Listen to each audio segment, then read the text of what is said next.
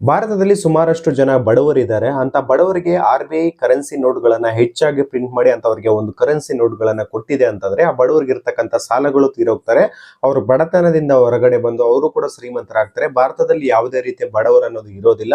ಈ ರೀತಿ ಏನಕ್ಕೆ ಆರ್-ಬಿ-ಐ ನೋಟ್ ಪ್ರಿಂಟ್ ಮಾಡೋ ಒಂದು ಕೆಪಾಸಿಟಿ ಪವರ್ ಇದ್ರು ಆ ರೀತಿ ಬಡವರಿಗೆ ಏನಕ್ಕೆ ನೋಟ್ಸ್ ಅನ್ನ ಹಂಚ್ತಾ ಇಲ್ಲ? ಇಫ್ ಇನ್ ಕೇಸ್ ಆ ರೀತಿ ಏನಾದ್ರು ಹಂಚಿದ್ರೆ ಏನಾಗುತ್ತೆ? ಇದರಿಂದ ಭಾರತಕ್ಕೆ ತೊಂದರೆ ಆಗುತ್ತಾ? ಅಥವಾ ಇದರಿಂದ ಇನ್ನೂ ನಾವೇನಾದ್ರು ಡೆವಲಪ್ ಆಗೋ ಚಾನ್ಸಸ್ ಇದೆಯಾ? ಅಂಡ್ ಈ ರೀತಿ ಅತಿ ಹೆಚ್ಚು ನೋಟ್‌ಗಳನ್ನ ಪ್ರಿಂಟ್ ಮಾಡಿ ಆ ರೀತಿ ಜನರಿಗೆ ಹಂಚಿರ್ತಕ್ಕಂಥ ದೇಶಗಳು ಯಾವ ಪರಿಸ್ಥಿತಿಗೆ ಬಂದಿದ್ದಾವೆ ಅನ್ನೋದ್ರ ಬಗ್ಗೆ ಈ ಒಂದು ವಿಡಿಯೋದಲ್ಲಿ ಕಂಪ್ಲೀಟ್ ಆಗಿ ತಿಳಿಸೋ ಪ್ರಯತ್ನವನ್ನು ಮಾಡ್ತೀನಿ. ಅದೇ ರೀತಿ ಆರ್-ಬಿ-ಐ ಯಾವ ಒಂದು ಬೇಸಿಸ್ ಮೇಲೆ ನೋಟ್‌ಗಳನ್ನ ಪ್ರಿಂಟ್ ಮಾಡುತ್ತೆ ಅಂಡ್ ಏನಕ್ಕೆ ಅತಿ ಹೆಚ್ಚು ನೋಟ್‌ಗಳನ್ನ ಪ್ರಿಂಟ್ ಮಾಡೋದಿಲ್ಲ ಅನ್ನೋದ್ರ ಬಗ್ಗೆ ಕೂಡ ಈ ವಿಡಿಯೋದಲ್ಲಿ ತಿಳಿಸೋ ಪ್ರಯತ್ನವನ್ನು ಮಾಡ್ತೀನಿ. ಇಫ್ ಇನ್ ಕೇಸ್ ನೀವು ಇನ್ನೂ ಕ್ರಿಯೇಟಿವ್ ಕೋದಂಡ ಯೂಟ್ಯೂಬ್ ಚಾನಲ್ನ ಸಬ್ಸ್ಕ್ರೈಬ್ ಮಾಡ್ಕೊಂಡಿಲ್ಲ ಅಂದ್ರೆ ದಯವಿಟ್ಟು ಸಬ್ಸ್ಕ್ರೈಬ್ ಮಾಡ್ಕೊಳ್ಳಿ. ಇನ್ಸ್ಟಾಗ್ರಾಮ್ ಅಲ್ಲಿ ನೋಡ್ತಾ ಇದ್ರೆ ಅಂದ್ರೆ ಅಕೌಂಟ್ ನ ಫಾಲೋ ಮಾಡ್ಕೊಳ್ಳಿ ಅಂಡ್ ಕಂಪ್ಲೀಟ್ ವಿಡಿಯೋ ನಿಮಗೆ ಯೂಟ್ಯೂಬ್ ಅಲ್ಲಿ ಸಿಗುತ್ತೆ. ಯೂಟ್ಯೂಬ್ ಲಿಂಕ್ ಬಯೋದಲ್ಲಿ ಇರುತ್ತೆ. ಬನ್ನಿ ವಿಡಿಯೋನ ಸ್ಟಾರ್ಟ್ ಮಾಡೋಣ. ಹಣ ಅನ್ನೋದು ಒಂದು ಸಂಪತ್ತಾಗಿರೋದಲ್ಲ, ಅದು ಒಂದು ಖರೀದಿಯ ಶಕ್ತಿ ಆಗಿರ್ತದೆ. ಫಾರ್ ಎಕ್ಸಾಂಪಲ್ ನಿಮ್ಮ ಹತ್ರ ಒಂದು ₹1000 ಇದೆ ಅಂತಂದ್ರೆ ನೀವು ಶ್ರೀಮಂತರಾಗೋದಿಲ್ಲ. ಆ ₹1000 ಎಷ್ಟು ಒಂದು ವಸ್ತುಗಳನ್ನ ನೀವು ತಗೋಬಹುದು ಅನ್ನೋದ್ರ ಮೇಲೆ ಅದರ ವ್ಯಾಲ್ಯೂ ಅನ್ನೋದು ಡಿಪೆಂಡ್ ಆಗಿರ್ತದೆ. ಫಾರ್ ಎಕ್ಸಾಂಪಲ್ ಕೊಟ್ಟು ಹೇಳ್ಬೇಕು ಅಂತಂದ್ರೆ ನಿಮ್ಮ ಹತ್ರ ಒಂದು ₹1000 ಇದೆ ಅಂತಂದ್ರೆ ಒಂದು ಹಾಲಿನ ಲೀಟರ್ನ ಬೆಲೆ ₹50 ಇದೆ ಅಂತಂದ್ರೆ ನೀವು ಒಂದು ₹1000ಗೆ ನೀವು ಒಂದು 20 ಲೀಟರ್ ಹಾಲನ್ನ ಖರೀದಿ ಮಾಡಬಹುದಾಗಿರ್ತದೆ. ಅದೇ ಒಂದು ಹಾಲಿನ ಬೆಲೆ ಅನ್ನೋದು ₹500 ಇದೆ ಅಂತಂದ್ರೆ ನೀವು ಕೇವಲ 2 ಲೀಟರ್ ಹಾಲು ಮಾತ್ರ ತಗೊಳ್ಳೋದಕ್ಕೆ ಆಗುತ್ತೆ. ಹಣದ ಮೌಲ್ಯ ಅನ್ನೋದು ಅದರ ಸಂಖ್ಯೆಯಲ್ಲಿ ಇರೋದಿಲ್ಲ, ಅದರ ಖರೀದಿಯ ಶಕ್ತಿಯಲ್ಲಿ ಇರುತ್ತೆ ಅಂತಾನೆ ಹೇಳ್ಬೋದು. ಸೊ ನಿಮ್ಮಲ್ಲಿರ್ತಕ್ಕಂಥ ಹಣದಲ್ಲಿ ಎಷ್ಟೊಂದು ಜಾಸ್ತಿ ವಸ್ತುಗಳನ್ನ ಕೊಂಡ್ಕೋಬಹುದು ಅನ್ನೋದ್ರ ಬೇಸ್ ಮೇಲೆ ಅದರ ವ್ಯಾಲ್ಯೂ ಅನ್ನೋದು ಡಿಪೆಂಡ್ ಆಗಿರ್ತದೆ. ಭಾರತದ ಕರೆನ್ಸಿಯನ್ನ ಆರ್-ಬಿ-ಐ ಅನ್ನೋದು ನಿಯಂತ್ರಣವನ್ನು ಮಾಡುತ್ತೆ. ಹಂಗಂತ ಹೇಳ್ಬಿಟ್ಟು ಆರ್-ಬಿ-ಐ ತನ್ನ ಮನಸ್ಸಿಗೆ ಬಂದಂತೆ ಕರೆನ್ಸಿ ನೋಟ್‌ಗಳನ್ನ ಪ್ರಿಂಟ್ ಮಾಡೋದಿಲ್ಲ. ಸೊ ಬಿಫೋರ್ ಅಂದ್ರೆ ಈ ಒಂದು ನಮ್ಮಲ್ಲಿರ್ತಕ್ಕಂಥ ಒಂದು ಗೋಲ್ಡ್ ನ ರಿಸರ್ವ್ ಬೇಸ್ ಮೇಲೆ ನೋಟ್‌ಗಳನ್ನ ಪ್ರಿಂಟ್ ಮಾಡ್ತಾ ಇದ್ರು. ಈಗ ನಾವು ಆ ಒಂದು ಸಿಸ್ಟಮ್ ಅನ್ನ ಫಾಲೋ ಮಾಡ್ತಾ ಇಲ್ಲ. ಈಗ ಯಾವ ಬೇಸಿಸ್ ಮೇಲೆ ಯಾವ ಒಂದು ಕ್ರೈಟೀರಿಯಾ ಮೇಲೆ ಭಾರತ ನೋಟ್‌ಗಳನ್ನ ಪ್ರಿಂಟ್ ಮಾಡ್ತಾ ಇದೆ ಅಂತ ನಾವು ನೋಡೋದಾದ್ರೆ, ದೇಶದ ಆರ್ಥಿಕ ಬೆಳವಣಿಗೆ, ಜನರ ನಗದು ಬೇಡಿಕೆ ಯಾವ ರೀತಿ ಇದೆ ಅನ್ನೋದ್ರ ಬೇಸ್ ಮೇಲೆ, ಬ್ಯಾಂಕುಗಳ ಅಗತ್ಯ, ಎ-ಟಿ-ಎಂಗಳಿಗೆ ಎಷ್ಟು ಹಣದ ಅವಶ್ಯಕತೆ ಇದೆ, ಮತ್ತೆ ಹಣದುಬ್ಬರದ ಮಟ್ಟ, ವಿದೇಶಿ ವಿನಿಮಯದ ಸ್ಥಿತಿ, ಇವೆಲ್ಲವುಗಳನ್ನ ಆರ್-ಬಿ-ಐ ಬ್ಯಾಂಕ್ ಅನ್ನೋದು ಒಂದು ವಿಶ್ಲೇಷಣೆಯನ್ನ ಮಾಡ್ಬಿಟ್ಟು ಹೊಸ ನೋಟ್‌ಗಳನ್ನ ಪ್ರಿಂಟ್ ಮಾಡೋದನ್ನ ಅದು ಡಿಸೈಡ್ ಮಾಡುತ್ತೆ. ಈಗ ಪ್ರಿಂಟ್ ಮಾಡಬೇಕಾಗುತ್ತಾ ಇಲ್ವಾ ಅನ್ನೋದು ಈ ಒಂದು ಅಂಶಗಳ ಬೇಸಿಸ್ ಮೇಲೆ ಆರ್-ಬಿ-ಐ ಅನ್ನೋದು ಹೊಸ ನೋಟ್‌ಗಳನ್ನ ಪ್ರಿಂಟ್ ಮಾಡುತ್ತೆ.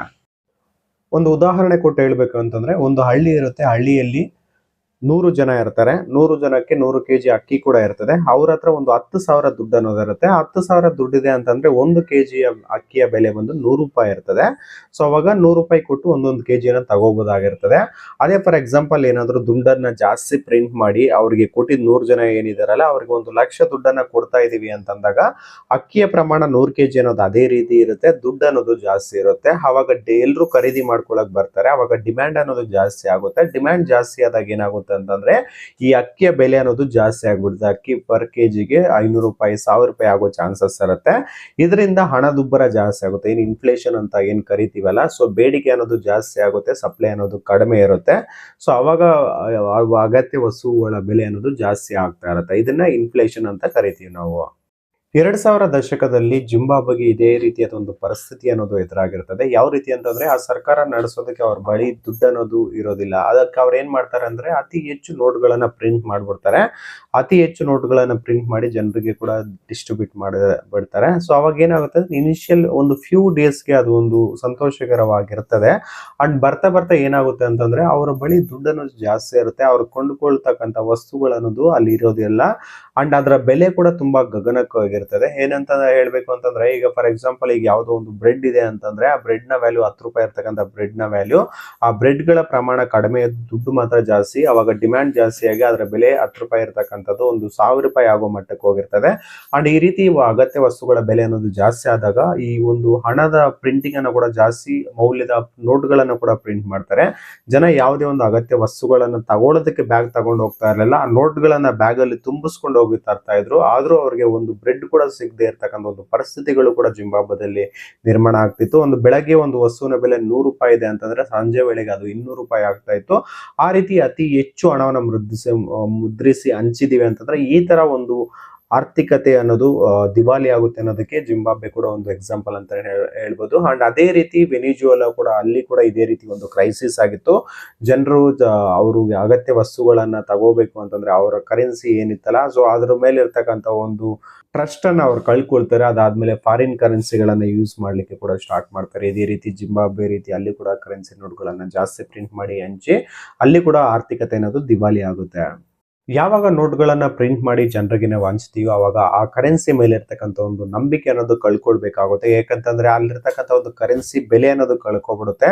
ಅದರಿಂದ ನಿತ್ಯ ಏನು ಯೂಸ್ ಮಾಡ್ತೀವಲ್ಲ ಆ ವಸ್ತುಗಳನ್ನು ತಗೊಳ್ಳೋದಕ್ಕೆ ಕೂಡ ಭಾರಿ ದುಬಾರಿ ಆಗೋಗಿರುತ್ತೆ. ಅದಷ್ಟೇ ಅಲ್ಲದೆ ಬ್ಯಾಂಕುಗಳು ಏನ್ ನಾವು ಡಿಪಾಸಿಟ್ ಮಾಡಿ ಇಟ್ಕೊಂಡಿರ್ತೀವಲ್ಲ, ಸೊ ಈ ವಸ್ತುಗಳ ಬೆಲೆ ಅನ್ನೋದು ಜಾಸ್ತಿ ಆಗೋಗಿರುತ್ತೆ. ಅಂಡ್ ಕರೆನ್ಸಿ ವ್ಯಾಲ್ಯೂ ಅನ್ನೋದು ಅಷ್ಟೇ ಇರ್ತದೆ. ಈಗ ಇವತ್ತೇನು 10 ರೂಪಾಯಿಗೆ ಸಿಗ್ತಾ ಇದ್ದ ವಸ್ತು ಈ ಒಂದು ಇನ್ಫ್ಲೇಷನ್ ಇಂದ 1000 ರೂಪಾಯಿ ಆಗಿದೆ ಅಂತಂದ್ರೆ, ನಮ್ಮ ಬ್ಯಾಂಕ್ ಅಲ್ಲಿ ನಾವು 10 ರೂಪಾಯಿ ಇಟ್ಟಿದೀವಿ ಅಂತಂದ್ರೆ ಅದು 10 ರೂಪಾಯಿ ಇರ್ತದೆ. ಆ ಒಂದು 10 ರೂಪಾಯಿನ ವಿಡ್ರಾ ಮಾಡಿದ್ರೆ ಇಲ್ಲೊಂದು 1000 ರೂಪಾಯಿ ವಸ್ತು ತಗೊಳಕ್ ಆಗೋದಿಲ್ಲ. ಅದರಿಂದ ಏನಾಗುತ್ತೆ ಅಂದ್ರೆ ಕರೆನ್ಸಿ ಮೌಲ್ಯವನ್ನ ಕಳ್ಕೊಬಿಡುತ್ತೆ.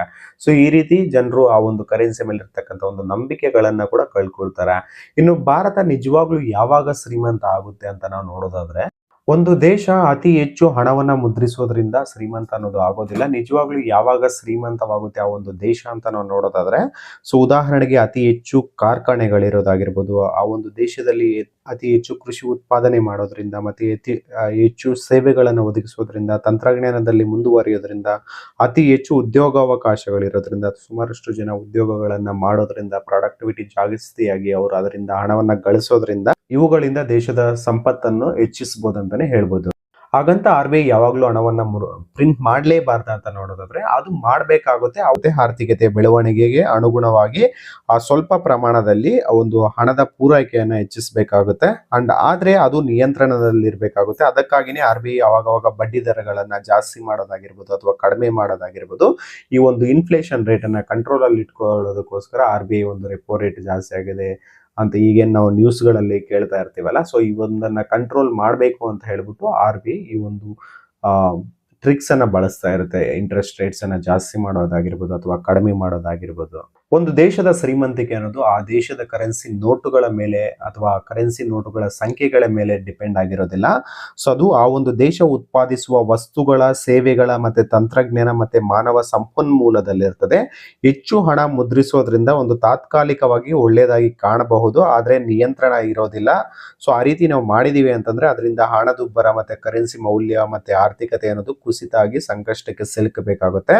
ಸೊ ಅದರಿಂದ RBI ಅನ್ನೋದು ಹಣವನ್ನ ಮುದ್ರಿಸುವಾಗ ಅತ್ಯಂತ ಎಚ್ಚರಿಕೆಯಿಂದ ಕಾರ್ಯವನ್ನು ನಿರ್ವಹಿಸುತ್ತೆ. ಯಾವಾಗಲೇ ಆಗಲಿ ಒಂದು ಕಂಟ್ರಿ ಶ್ರೀಮಂತಿಕೆಯಿಂದ ಹೋಗ್ಬೇಕು ಅಥವಾ ಡೆವಲಪ್ಡ್ ಕಂಟ್ರಿ ಆಗಬೇಕು ಅಂತಂದ್ರೆ, ಆ ಒಂದು ಕಂಟ್ರಿಯಲ್ಲಿ ಪ್ರೊಡ್ಯೂಸ್ ಆಗಿರ್ತಕ್ಕಂಥ ಒಂದು ಪ್ರಾಡಕ್ಟಿವಿಟಿ ಆಗಿರ್ಬೋದು, ಅಥವಾ ಆ ಕಂಟ್ರಿಯಿಂದ ಬೇರೆ ದೇಶಕ್ಕೆ ಎಕ್ಸ್ಪೋರ್ಟ್ ಮಾಡೋದಾಗಿರ್ಬೋದು, ಸರ್ವಿಸಸ್ ಆಗಿರ್ಬೋದು, ಗೂಡ್ಸ್ ಆಗಿರ್ಬೋದು, ಇವುಗಳ ಆ ಒಂದು ಮಾನವ ಸಂಪನ್ಮೂಲ ಆಗಿರ್ಬೋದು, ಇವುಗಳ ಮೇಲೆ ಡಿಪೆಂಡ್ ಆಗಿ ಆ ಒಂದು ದೇಶ ನಿಜವಾಗ್ಲೂ ಮುಂದುವರಿತಾ ಇದೆಯಾ ಅಥವಾ ಅದು ಸಂಪದ್ಭರಿತ ದೇಶ ಆಗಿದೆಯಾ ಅನ್ನೋದು ಮೇಲೆ ಡಿಪೆಂಡ್ ಆಗಿರ್ತದೆ. ನೋಟ್ಗಳನ್ನ ಪ್ರಿಂಟ್ ಮಾಡಿ ಜನರಿಗೆ ಹಂಚೋದ್ರಿಂದ ಯಾವುದೇ ದೇಶ ಅನ್ನೋದು ಶ್ರೀಮಂತಕ್ಕೆ ಆಗೋದಿಲ್ಲ. ಅದರಿಂದ ದಿವಾಳಿ ಆಗೋ ಚಾನ್ಸಸ್ಗಳಿರ್ತದೆ ವಿನಃ ಯಾವುದೇ ರೀತಿಯಾದ ಒಂದು ಟೆಕ್ನಿಕಲ್ ಆಗಿರ್ಬೋದು ಅಥವಾ ಸೈಂಟಿಫಿಕಲ್ ಆಗಿರೋದು ಒಂದು ದೇಶ ಅನ್ನೋದು ಮುಂದುವರಿಯಲಿಕ್ಕೆ ಆಗಿರ್ಬೋದು, ಒಂದು ಶ್ರೀಮಂತ ಆಗ್ಲಿಕ್ಕೆ ಚಾನ್ಸಸ್ ಅನ್ನೋದು ಇರೋದಿಲ್ಲ. ಇಫ್ ಇನ್ ಕೇಸ್ ಆ ರೀತಿ ಆಗಿದೆ ಅಂತಂದ್ರೆ ಜಿಂಬಾಬ್ವೆ ಮತ್ತೆ ವೆನಿಜುವೆಲಾ ಕಂಟ್ರೀಸ್ಗೆ ಯಾವುದೇ ರೀತಿ ಪರಿಸ್ಥಿತಿ ಬಂದಿದೆ ಅದೇ ರೀತಿ ಪರಿಸ್ಥಿತಿ ಬರೋ ಚಾನ್ಸಸ್ಗಳು ಕೂಡ ಇರುತ್ತೆ. ಅದಕ್ಕಂತಾನೆ ಈ ಒಂದು ಭಾರತದ ಕರೆನ್ಸಿಯನ್ನ RBI ಅತಿ ಅಚ್ಚುಕಟ್ಟಾಗಿ ಒಂದು ಕಂಟ್ರೋಲ್ ಅನ್ನ ಮಾಡ್ತಾ ಇರುತ್ತೆ.